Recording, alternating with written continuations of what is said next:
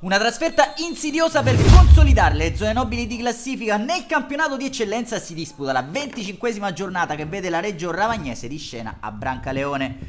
Prima occasione per gli uomini di mister Ianni al secondo di gioco con la rimessa laterale di Maisano, che dopo una deviazione venne recuperata da Baldè, sfonda sulla destra ma mette dentro un tiro cross che termina in rimessa laterale all'11esimo direttamente da rinvio di Currà prolungato da De Leon, ancora per Baldè, imbucata intelligente da De Marco e da buona posizione però calcia alto. 2 minuti più tardi Urruti in profondità ancora per De Marco, che prova a entrare in area di rigore, cerca il tiro a giro che si spegne di poco sul fondo.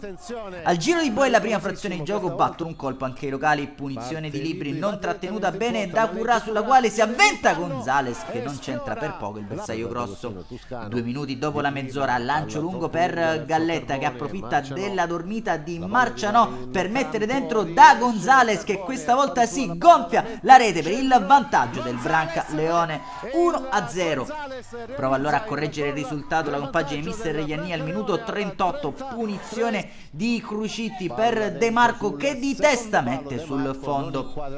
Ultima emozione della prima frazione di gioco al minuto 41 con Galletta che mette in corsia per Gonzales, dentro da Toscano che spiona il pallone ma sceglie la soluzione di potenza a quella di precisione. Tramonta sul vantaggio del Brancaleone la prima frazione di gioco. Passiamo al montaggio a cura di Mirko Giacobello alla ripresa, 3 minuti di rientro in campo e le formazioni. Punizione di Crucitti per De Leon che colpisce di testa trovando il salvataggio della difesa. Resta più di qualche dubbio se il pallone abbia varcato o meno la linea di porta.